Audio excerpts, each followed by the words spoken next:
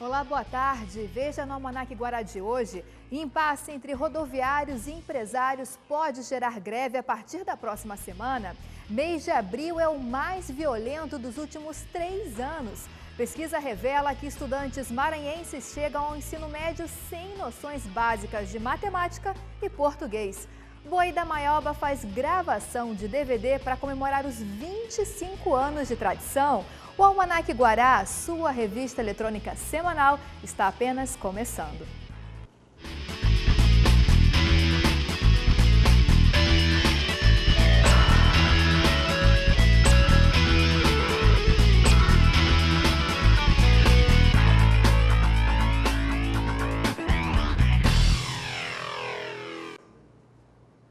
Olha, o Almanac Guará começa falando sobre a possibilidade de mais uma greve no transporte público da capital. Os rodoviários reivindicam aumento salarial e melhores condições de trabalho, enquanto os empresários falam em falência do setor. Na próxima segunda-feira, uma reunião deve definir os rumos das negociações. O sistema de transporte coletivo pode parar nos próximos dias na capital maranhense. Tudo porque rodoviários e empresários ainda não chegaram a um acordo. Os trabalhadores querem aumento de salário e reajuste de alguns benefícios, mas os patrões dizem não. O caso vai parar na Justiça do Trabalho. A reunião desta segunda-feira, às 15 horas, pode ser o estopim para que o movimento grevista seja deflagrado. A gente não descarta nenhuma possibilidade. A partir de segunda-feira, ao sair dessa reunião, a Assembleia vai avaliar as possibilidades, sim ou não. A categoria dos rodoviários pede aumento salarial de 15%, reajuste do auxílio alimentação, inclusão de mais um dependente no plano de saúde. Quem depende dos coletivos começa a se preocupar. Passagem, até onde eu sei, vai ficar bem caro, então para a gente, como trabalhador, fica bem difícil, né? Então eu acho que tem que ser feito alguma coisa. O diretor do sindicato diz ainda que o SET não fez uma contraproposta. Até o momento não sinalizaram com nada. A contraproposta deles foi a manutenção das cláusulas já existentes, com o plano de saúde, o salário, e manter as cláusulas. Não teve avanço nenhum na negociação com relação a percentual e nem reajuste no ticket. José de Jesus já sabe o que fazer se tiver greve. Rapaz, através do carrinho, né? Aí carece mais o posto, né? É. Fazer o quê? O mês de abril terminou com um saldo negativo para a segurança pública. Foram registrados mais de 90 assassinatos na região metropolitana de São Luís. Esse foi o mês mais violento dos últimos 3 anos. Por conta desse alto índice, o Ministério Público elaborou propostas para reduzir a violência. Foram 92 assassinatos em toda a região metropolitana de São Luís e é caracterizado como o mais violento dos últimos 3 anos, superando o título de dezembro do ano passado, quando foram registrados 83 crimes dessa natureza. Abril de 2011 teve 48 assassinatos e abril de 2012 obteve o número de 59 ocorrências. Membros do Ministério Público se reuniram para discutir sobre ações a fim de diminuir a criminalidade na capital maranhense e em demais cidades do estado. Entre as propostas que serão encaminhadas à Secretaria de Estado de Segurança Pública estão o aumento urgente do efetivo policial e a realização periódica de operações especiais da polícia. Vamos fazer um estudo, Polícia Civil e Ministério Público, para que a gente possa apresentar ao Poder Judiciário a necessidade de nós termos uma vara específica para exame dessas questões sobre o crime organizado, a questão dessas cautelares sobre prisão preventiva, interceptação telefônica, para que a Polícia Civil, no momento dessa busca, desse cumprimento dessas medidas, possa atuar mais próximo, a exemplo de outros estados, com o promotor de justiça e com um magistrado competentes e com atribuições específicas. Entre os casos de maior destaque está a morte do bancário e escritor Jeter Joran Coelho, encontrado morto na noite do dia 6 na Vila Quiola. Segundo a polícia, ele foi sequestrado na porta de casa. A hipótese de vingança não é descartada pelos investigadores, mas segundo a esposa da vítima, a família desconhece qualquer desafeto do marido. Eu não tenho nenhuma suspeita porque eu desconheço qualquer inimigo, qualquer pessoa que tivesse raiva o suficiente para cometer uma atrocidade dessa. Com os altos números, a Superintendência de Segurança Pública deu início a uma força-tarefa, envolvendo Polícia Civil e Militar. Foram feitas várias prisões de suspeitos, apreensões de armas e drogas. Mas, mesmo assim, os altos índices permaneceram. E ainda nessa edição você vai ver uma entrevista com o comandante da COI, que vai apresentar o grupo de operações especiais da Polícia Militar do Maranhão, que trabalha para conter essa violência. A polícia prendeu 10 pessoas ontem à noite em uma chácara no bairro da Boa Viagem, em São José de Ribamar. Todos são suspeitos de participarem da facção criminosa chamada de Primeiro Comando do Maranhão. As 10 pessoas são suspeitas de integrarem a facção criminosa PCM, o Primeiro Comando do Maranhão. Entre os 10, 4 são menores. Não houve reação no momento da abordagem. As equipes já estavam avaliando o grau de risco das informações que foram recebidas em relação à permanência de pessoas com alto índice de periculosidade reunidas naquele local. Então nós determinamos que as equipes descessem, fizessem uma vigília rápida e interviessem assim que fosse possível. Não houve tentativa de reação, tanto que estão todos aqui com suas integridades físicas preservadas, não houve confronto. As 5 mulheres e os 5 homens presos são suspeitos de tráfico de drogas, assaltos e homicídios na capital. Com a quadrilha, a polícia apreendeu ainda 6 armas, celulares, colete à prova de balas, munição e este carro. A polícia investiga também a participação de outras pessoas no bando. Nós temos uma quantidade enorme de indivíduos relacionados a essa quadrilha e as informações que nós temos a partir desses indivíduos é que eles são simplesmente um pequeno braço operacional da quadrilha que se divide entre muitos outros indivíduos que estão dentro e fora do sistema penitenciário. Mas há muito trabalho ainda para ser feito no que diz respeito à diminuição efetiva, né, desses homicídios. Pesquisa revela que estudantes do Maranhão chegam ao ensino médio com dificuldades em disciplinas básicas como matemática e português. Esse é o assunto para o próximo bloco. Voltamos em instantes. Na hora de fazer o entendimento do texto, a gente percebe muita dificuldade do aluno. Olha, uma pesquisa realizada em todo o país avaliou o grau de aprendizagem de estudantes da rede pública de ensino. O resultado não foi nada animador. Mais de 90% dos alunos de 3 estados do Nordeste, incluindo o Maranhão, chegam ao ensino médio com dificuldades em disciplinas básicas. A deficiência começa desde os primeiros anos da vida escolar. A pesquisa foi realizada pela Fundação Lema e traz dados preocupantes sobre a educação no Maranhão. Segundo a pesquisa, apenas 3,8% dos estudantes que chegam ao ensino médio apresentam condições de aprender conteúdo dado pelos professores em sala de aula. Os resultados da pesquisa apontam que, ao fim do ensino fundamental, no 9º ano, os estudantes maranhenses sabem menos português e matemática do que alunos que estão no 5º ano nos estados de Minas Gerais, Santa Catarina e do Distrito Federal. Muitos alunos apresentam dificuldades em disciplinas básicas como matemática e português. Esta professora de língua portuguesa diz que a maioria dos estudantes tem dificuldade com a leitura. Na hora de fazer o entendimento do texto, a gente percebe muita dificuldade do aluno. Às vezes lê o texto, mas não entende o que lê.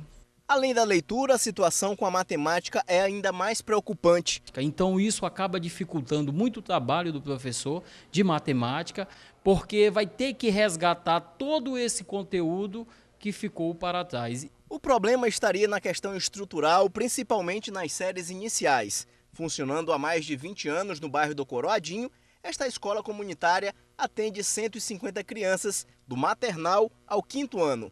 As salas são muito pequenas para se atender um número muito grande de alunos. A gente consegue atender no máximo 20. A gente não pode superlotar uma sala pequena com mais de 20 alunos porque fica quente, fica abafado, é ruim de trabalhar. A gente consegue pagar para o professor aqui R$500, que é menos do que o salário mínimo. É o que a gente consegue pagar para o professor. Além de estrutura, esta doutora em pedagogia, que já publicou 3 livros acadêmicos voltados à educação, diz que a família tem um papel importante na contribuição para melhorar a educação no Estado. O pai tem que saber quais são os seus direitos.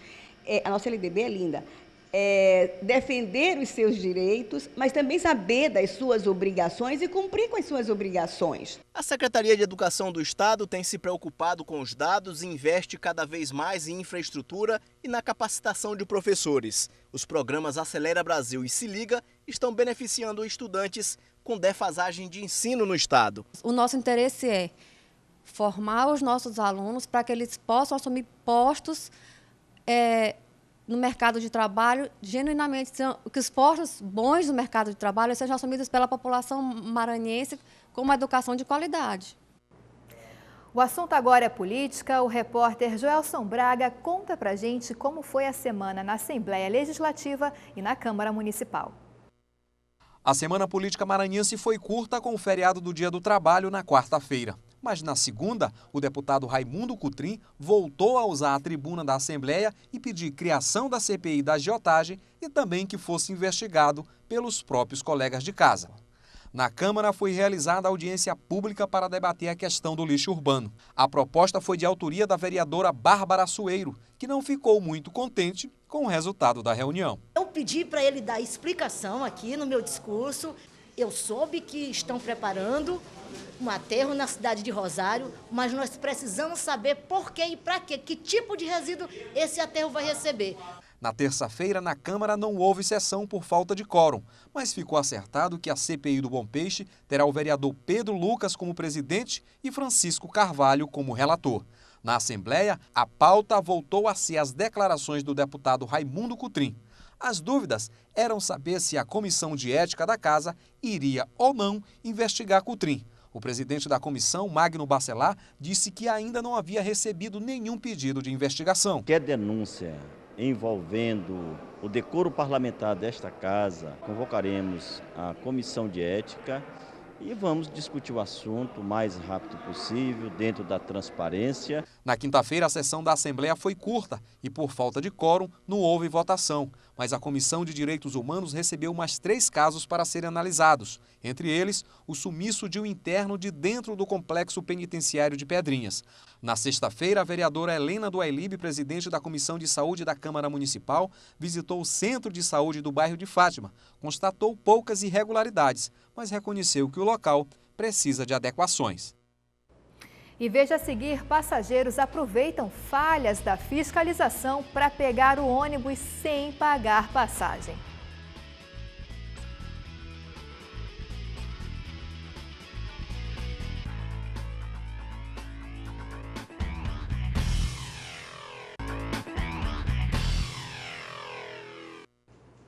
Uma situação comum no terminal de integração da Praia Grande é a quantidade de pessoas que entram pelas aberturas das grades de proteção do terminal e aproveitam as falhas da fiscalização para pegar o ônibus sem pagar passagem. Nem a presença das câmeras da nossa equipe de reportagem inibiu a ação dos passageiros. A prática é comum e antiga, segundo informações de quem trabalha no local. A todo momento, dezenas de pessoas entram no terminal de integração da Praia Grande sem pagar a passagem por meio de aberturas nas grades que cercam o terminal. Todo mundo passa ali hoje. Sem pagar? Sem pagar. É mesmo? É. O buraco tá lá para todo mundo ver o buraco enorme. Ninguém é incomodado? Não. Constatamos que driblar a fiscalização aqui não é mesmo tarefa difícil, como mostram as imagens dos flagrantes feitos nos primeiros 10 minutos em que a nossa equipe de reportagem chegou ao local. Muitas pessoas nem se intimidam com a câmera e entram sem pagar as passagens, como estes 2 adolescentes. E o que é pior, as pessoas entram pelas brechas sem serem incomodadas pelos fiscais dos terminais. É fiscal, né? Somente daqui da entrada aqui. Passa muito aqui, eles passam por aqui, por trás aqui, aí vão, entram muito lá na entregação e isso aí é constantemente. Bom, principalmente final de semana. Há meses, o Sindicato das Empresas de Transporte de Passageiros de São Luís informou o problema à Prefeitura da capital. E dá para perceber que até hoje nada foi resolvido. Bom, a Prefeitura de São Luís anunciou que a partir da segunda quinzena do mês de maio vai iniciar a reforma completa dos terminais. Além desta ação, será realizada a sinalização dos terminais e manutenção da estrutura metálica, das redes hidráulicas e elétricas. Para alguma reclamação, aliás, ou sugestão, a Secretaria Municipal de Trânsito e Transporte possui um serviço de ouvidoria. O número é 156. A ligação é gratuita. Bom, a cada ano que passa, ou melhor, na tarde de ontem, uma operação entre Marinha, IBAMA, Receita e Polícia Federal apreendeu quase 1,5 toneladas de pescado na área de preservação ambiental do Parcel de Manoel Luiz. E agora, pela manhã, a Capitania dos Portos concedeu uma entrevista coletiva sobre essa operação. A Operação Fronteira Marítima 3, realizada no litoral maranhense durante 7 dias, encerrou suas atividades com saldo positivo. Ao todo, foram 208 embarcações vistoriadas. Destas, 52 foram retidas, 34 apreendidas e 10 notificadas, incluindo 2 veleiros de origem estrangeira. Além disso, 9 toneladas de pescado foram apreendidas e as multas aplicadas passam dos R$100 mil. A presença do Estado, ela sempre inibe os delitos. Quanto mais o Estado presente, menor o número de delitos. Esses crimes chamam a atenção das autoridades e mostram o Maranhão como roteiro clandestino de ações de contrabando. Crimes que serão investigados e podem gerar representações criminais junto à Polícia Federal. A gente certamente vai ter uma série de sanções administrativas que já foram impostas, estão no processo de conclusão dos procedimentos e, a depender da natureza da infração administrativa, poderá caracterizar também infração penal. Então é possível que algum crime ambiental seja constatado, é possível que alguma questão de contrabando seja verificada. Então, após o isolamento da fase administrativa, será feita eventual ação na área criminal. As embarcações apreendidas também ficarão à disposição da Justiça, a exemplo dos 2 veleiros estrangeiros, cujos proprietários podem sofrer perda total das embarcações. Sim, o procedimento agora é a lavratura de um auto propondo perdimento dessas embarcações. Os responsáveis têm um prazo de 20 dias após a ciência desse auto para entrar com recurso ou apresentar a documentação. Se não apresentarem recursos, se não apresentarem recurso ou se o recurso for julgado improcedente, essas embarcações serão perdidas em favor da União, passam a ser propriedade da União. Comemorações do Dia do Trabalhador, título de cidadania maranhense, a presidenta Dilma Rousseff e ao ex-presidente Lula. O Almanac Guará faz agora um giro pelas notícias que marcaram a semana. A Câmara Federal aprovou uma lei que pune com o mesmo rigor da lei seca as infrações cometidas por disputas de rachas e ultrapassagens forçadas. Quem participar de um racha vai pagar multa de R$ 1.915 e está sujeito a uma pena de 3 a 6 anos em caso de acidente. Se houver morte, a pena sobe para 10 anos. No caso de ultrapassagens pelo acostamento, a multa é de R$ 957. O projeto ainda precisa ser aprovado pelo Senado. São Luís vai contar agora com 17 varas judiciais. Além das 9 existentes, outras 8 foram instaladas em solenidade no Fórum Desembargador Sarney Costa.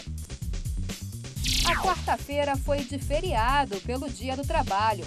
Uma série de eventos marcou a passagem do dia que lembra as lutas trabalhistas de milhões de pessoas no mundo inteiro.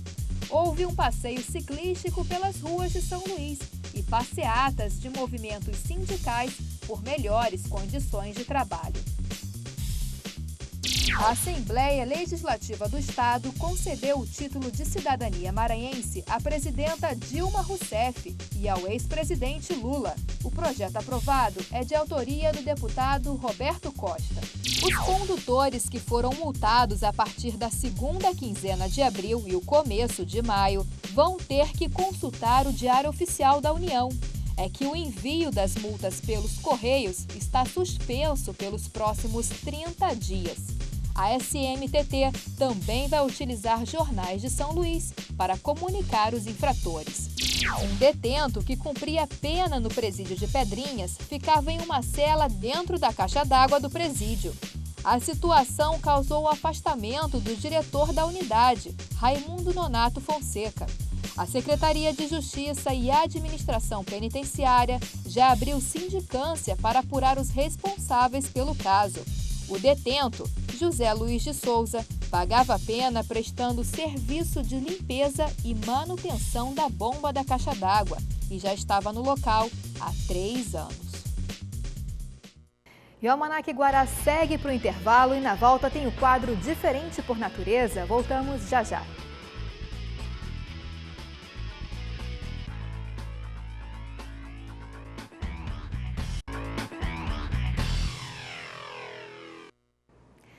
Olha, o filme Tropa de Elite destacou o Batalhão de Operações Especiais do Rio de Janeiro, o BOPE, com o famoso Capitão Nascimento.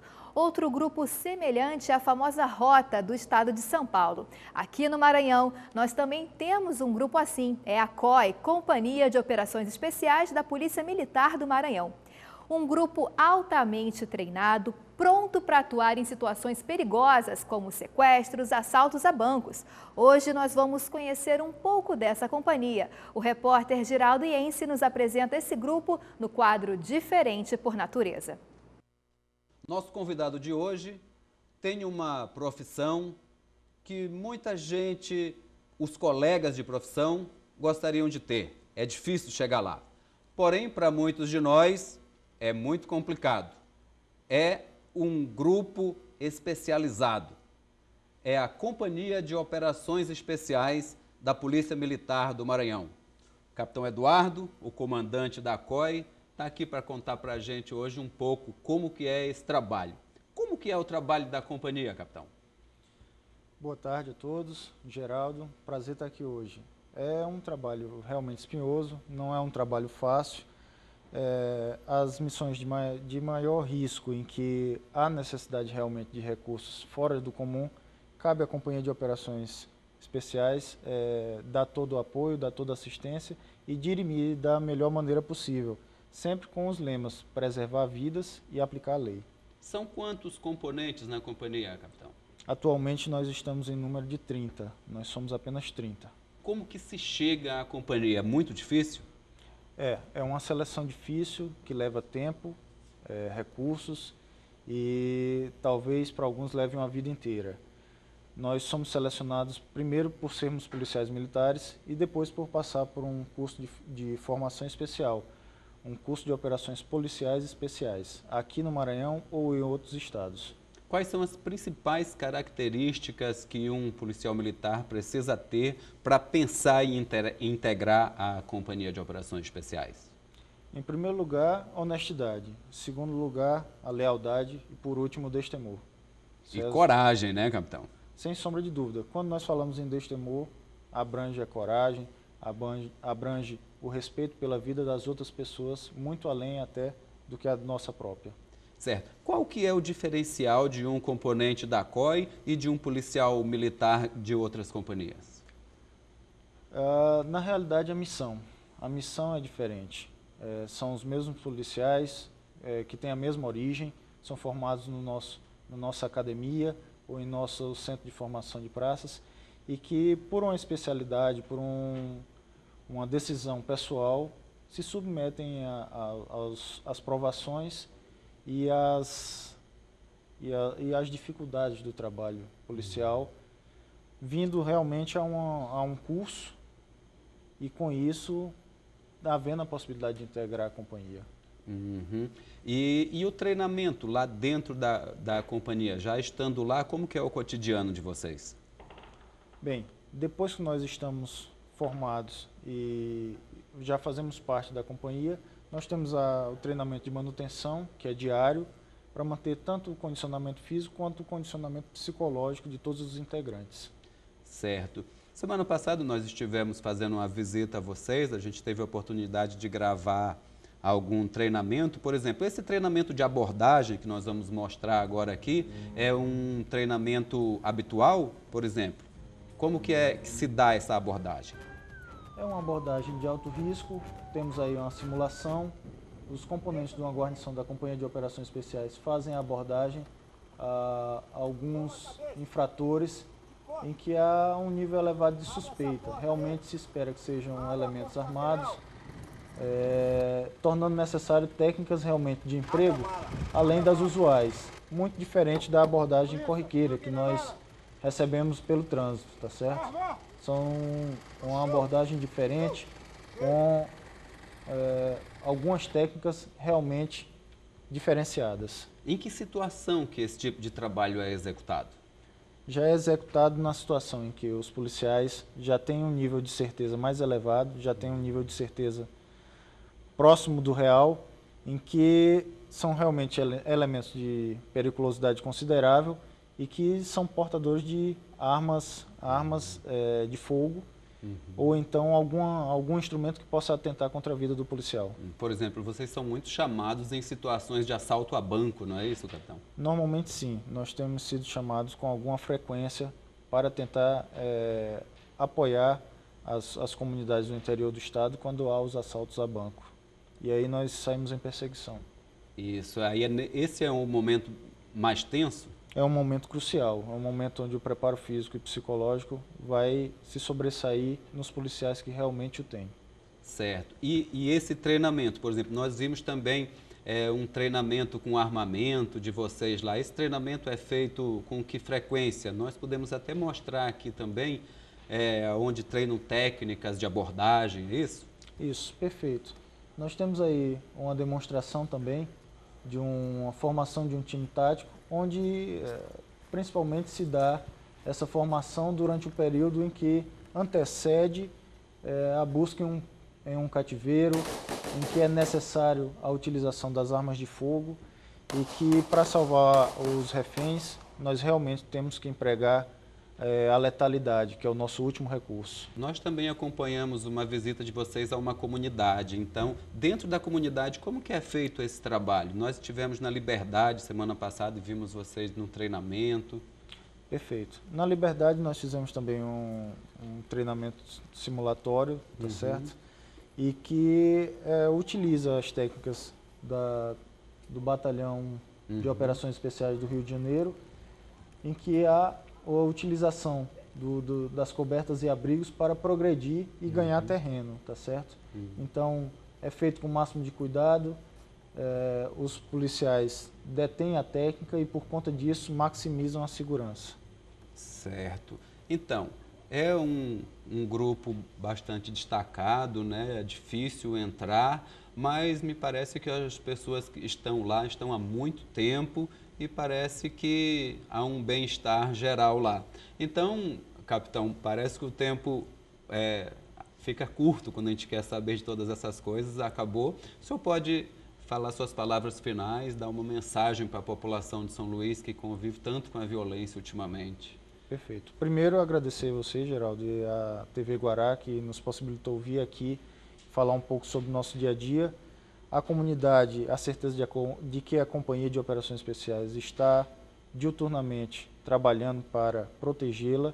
Fazemos o que é possível dentro das nossas limitações e agradecer também ao comando do Batalhão de Choque e da Polícia Militar do Maranhão, que possibilitou a realização de todo o nosso trabalho até o presente momento. Ok, muito obrigado, capitão. Muito bom. E começam os preparativos para a maior festa popular do Maranhão. O tradicional Boi da Maioba já esquenta as matracas e pandeirões com festa para a gravação do DVD Boi da Maioba 2013 ao São João do Maranhão.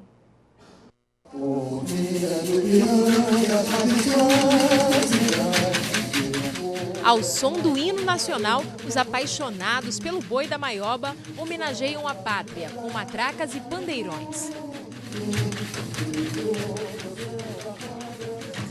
São mais de 100 anos de tradição e arrastando multidões. É o ritmo e a batida forte do sotaque de matraca.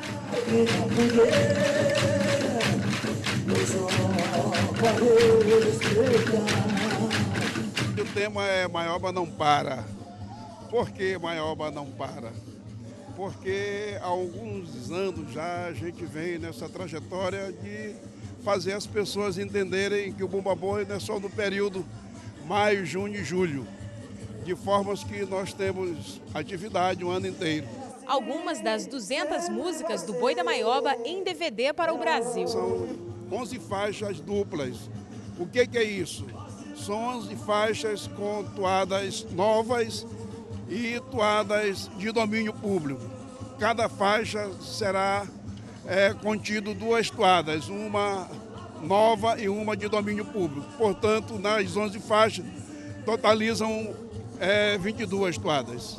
Os brincantes se enchem de emoção em participar da gravação, como a Índia Patriota, figura marcante na festa. E foi uma paixão mesmo que eu criei desde os meus, acho que 16 anos, uma paixão que eu criei assim da maioba e eu me sinto privilegiada de dançar.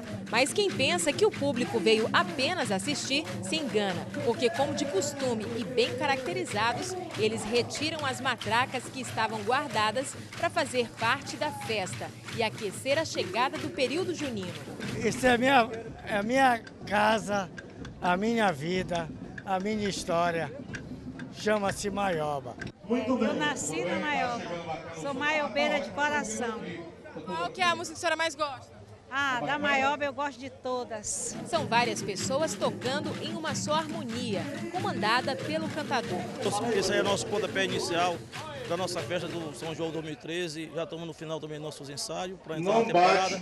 E eu espero que o público apareça mais uma vez, né, repetindo, que a gente faça um bom trabalho para agradar todo mundo.